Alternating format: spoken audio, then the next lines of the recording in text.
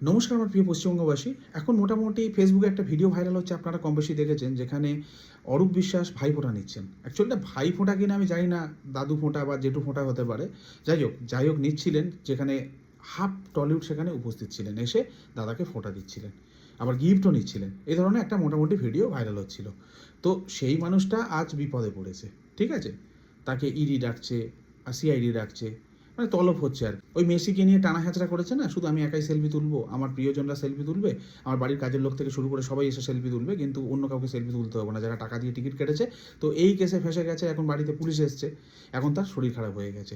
এবার প্রশ্ন হচ্ছে, দাদার এত শরীর খারাপ, দাদা এত কষ্টের মধ্যে রয়েছে, দাদা হোক জেঠু হোক যাই হোক না কেন, এত গিফট নিয়েছেন দামি দামি, তো সেই সমস্ত বোনরা এখন বর্তমানে কোথায়?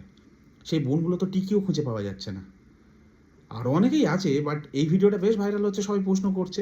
আমারও এই একই প্রশ্ন, যে দাদার কাছ থেকে বা জেঠুর কাছ থেকে এত গিফট নিয়েছেন, এত ভালো ভালো কথা, মানে সে সমস্ত কথা শুনলেই তো মানে আমার মনে হচ্ছে দাদার অন্তর প্রাণেরা।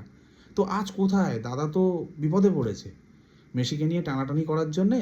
তো এখন তিনি বিপদে পড়েছেন, তাকে পুলিশ ডাকছে, তো আপনারা এসে কিছু বলুন। দাদাকে তো আপনারা নিশ্চয়ই খুব ভালোভাবে চেনেন, নইলে তো ভাইফোঁটা তো যাকে তাকে দেওয়া যায় না, সম্ভবও না। কজন সম্পর্ক পাতাতে পারে, কজনের সম্পর্ক তৈরি হয় আজকালকার দিনে। তো সেইভাবে সম্পর্কটা এগিয়েছে বলে আপনারা ভাইফোঁটা বা দাদা ফোঁটা, জেঠু ফোঁটা, যাই ফোঁটা দিয়েছেন।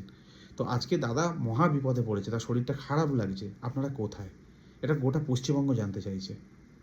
যেরকম মমতা বন্দ্যোপাধ্যায় একা হয়ে বসে আছে, দাদাও একা হয়ে বসে আছে, এটা শুধু সময়ের একটা ফের। মানে এই সমস্ত পরিযায়ী পাখির মতন এরা, মানে যখন যেখানে শীত সেখানে আমি যাব, তাছাড়া উড়ে পালাবো। সেটা তৃণমূলের বুঝতে অনেক দেরি হয়েছে, আর এই সমস্ত দাদাদের বুঝতে অনেক দেরি হয়েছে।